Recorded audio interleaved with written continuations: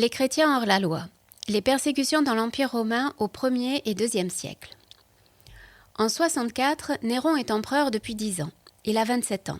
C'est un homme cultivé qui a reçu une éducation grecque et latine soignée et a bénéficié pendant plusieurs années de l'enseignement du sénateur et philosophe stoïcien Sénèque. Le jeune empereur est grand amateur de chant, de poésie, mais aussi de chevaux et de courses de chars, auxquelles il ne dédaigne pas de participer en personne. Très tôt, il révèle une personnalité exubérante et narcissique, portée à la démesure, paranoïaque. Le meurtre lui paraît la meilleure manière de se défaire d'un entourage encombrant. Son jeune frère par adoption, Britannicus, qui pouvait légitimement prétendre au pouvoir impérial, sa mère, l'ambitieuse et intrigante Agrippine, son épouse Octavie, répudiée, puis exécutée pour laisser l'empereur savourer ses nouvelles noces en toute tranquillité. Ce ne sont que les exemples les plus remarquables d'une longue liste. Déjà pour ses contemporains, Néron a sinistre réputation. En 64, donc, Néron est empereur, et à Rome, quelques chrétiens sont arrêtés. Ils sont interrogés, entendant torturés, et communiquent des informations sur d'autres chrétiens. Les arrestations se multiplient, les prisons se remplissent. Les inculpés sont finalement condamnés à mort. L'historien latin Tacite a donné de leur exécution une description restée fameuse, très souvent reprise dans les manuels scolaires. Je cite « On fit de leur supplice un divertissement. Les uns, couverts de peau de bête, périssaient dévorés par des chiens. D'autres mouraient sur des croix, ou bien ils étaient enduits de matière inflammable, et quand le jour cessait de luire, on les brûlait en place de flambeaux. » Fin de la citation. La mise à mort est prétexte à une mise en scène au raffinement morbide et cruel, à laquelle participe activement Néron. On le voit se mêler à la foule, habillé en cocher, comme s'il était à une fête. Selon Tacite, une immense multitude de chrétiens ont péri à cette occasion. La tradition de l'Église y situe le martyre de l'apôtre Pierre, mort crucifié. De ce jour, pour les chrétiens, l'Antéchrist prend le visage de Néron. Rome est devenue une autre Babylone. L'événement fait aussi date dans l'histoire comme la première des persécutions subies par les chrétiens de la part de l'Empire romain. Encore aujourd'hui, nous ignorons ce qui en a été l'élément déclencheur. Les quelques sources à ce sujet ne concordent pas. Tacite, pour sa part, est très clair. La persécution est une conséquence du terrible incendie qui, au mois de juillet 64, a ravagé la capitale de l'Empire. Le drame a été considérable. La ville a brûlé pendant 9 jours consécutifs. La plupart des habitations étaient en bois. 10 quartiers sur 14 ont été dévastés. Plusieurs centaines de milliers de Romains ont tout perdu. Aux pertes matérielles s'ajoute le traumatisme pour les esprits. Le cœur de l'Empire a été touché. Une rumeur se met à courir. Néron lui-même aurait ordonné de mettre le feu. Vrai ou fausse, une fois lancée, la rumeur exerce son pouvoir pernicieux. Selon Tacite, Néron, désespérant de faire taire la vox populi qui l'accuse, a trouvé en la personne des chrétiens des coupables tout désignés. Cependant, Tacite écrit 50 ans après les faits et il est le seul de l'époque à mentionner un tel motif.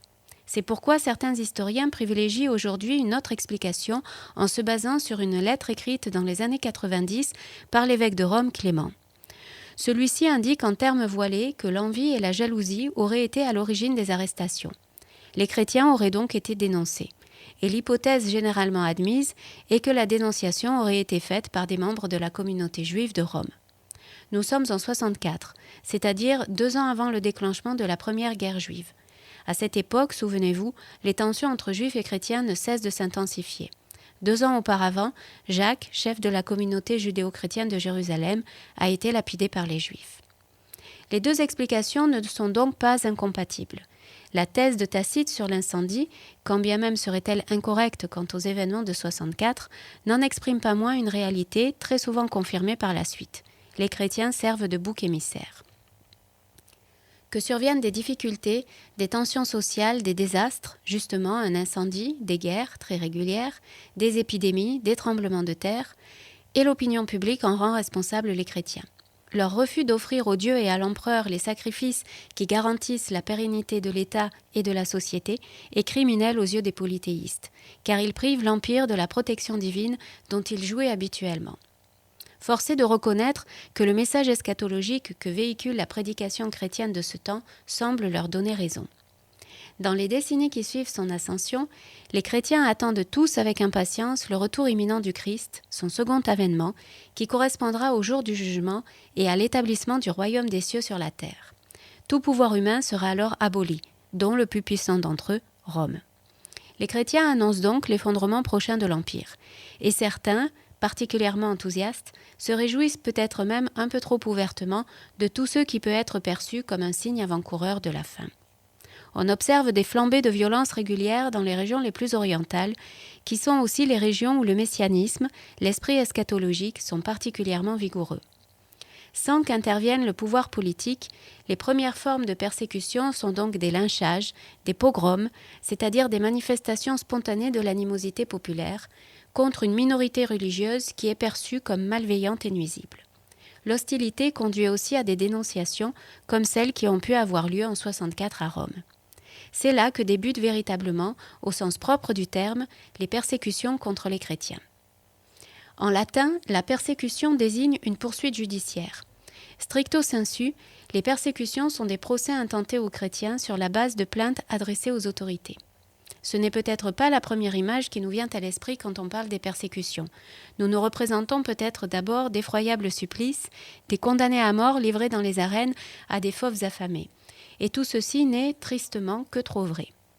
Mais les chrétiens ne sont ni les premiers ni les seuls à servir au divertissement sanguinaire de la foule. Telle est, à Rome et dans les grandes villes de l'Empire, la manière dont sont exécutés les criminels et les prisonniers de guerre. Jetés dans l'arène, sans armes et généralement ligotés, leur mise à mort fait partie des jeux qui sont donnés au peuple les jours de fête. Ajoutons que les descriptions des supplices infligés aux chrétiens peuvent aussi correspondre à la torture qui est d'usage quasi systématique dans le système judiciaire romain au moment des interrogatoires. Essayons donc de préciser le cadre légal et juridique dans lequel s'inscrivent les persécutions des chrétiens. Au 1er et au 2e siècle, la religion chrétienne n'est pas officiellement autorisée, à l'inverse de la religion juive par exemple, mais elle n'est pas non plus interdite.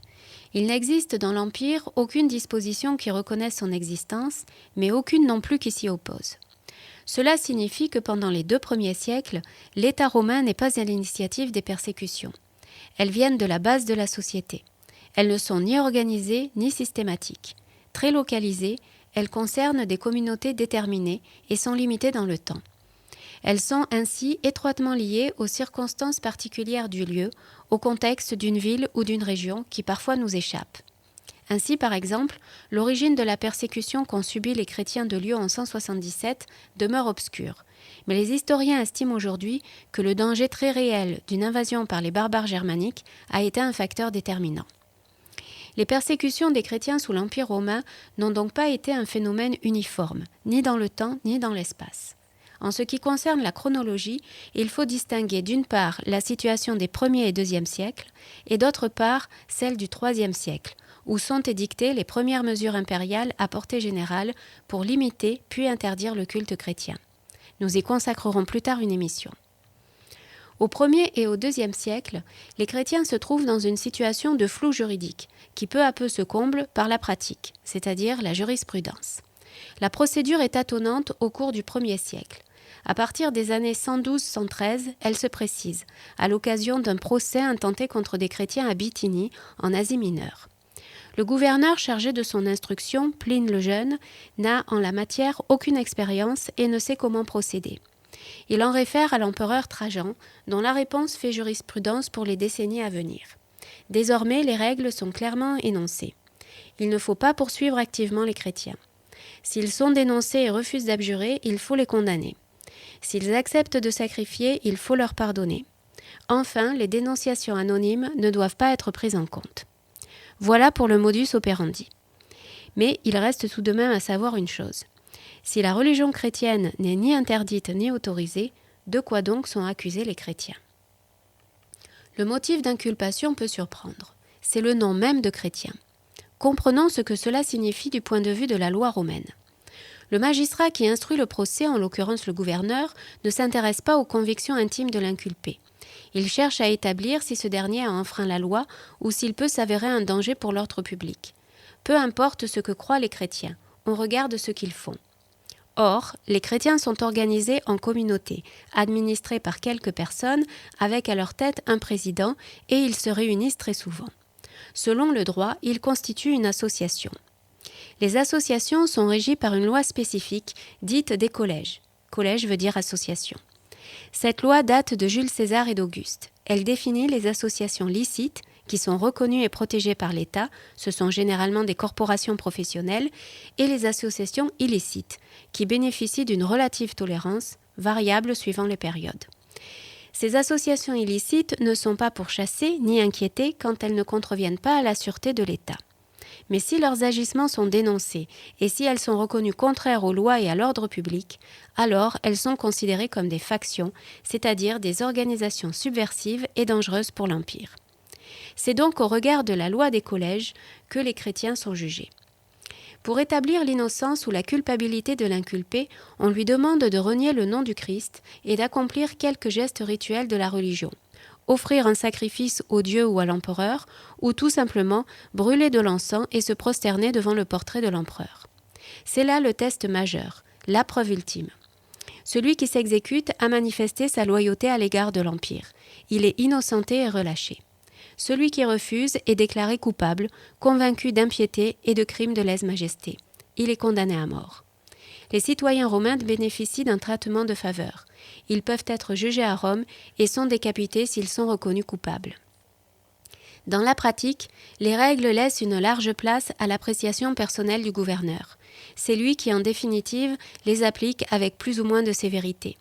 Ainsi, en fonction des lieux, des périodes et des protagonistes, les persécutions peuvent être plus ou moins rigoureuses, plus ou moins intenses, plus ou moins cruelles. On le comprend, la situation des chrétiens reste très précaire. Ils vivent au quotidien sous la menace d'une dénonciation quelconque, qui peut aussi être motivée par la jalousie ou un désir de vengeance tout personnel.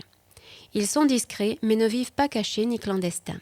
Pour surprenant que cela puisse paraître, les persécutions n'ont jamais découragé les conversions. Au contraire. De multiples récits relatent comment la force et le courage manifestés par les martyrs ont suscité chez ceux qui les voyaient, parfois même chez leur propre bureau, une conversion immédiate.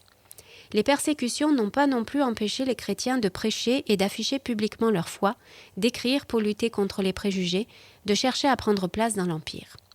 C'est ce que nous découvrirons la prochaine fois.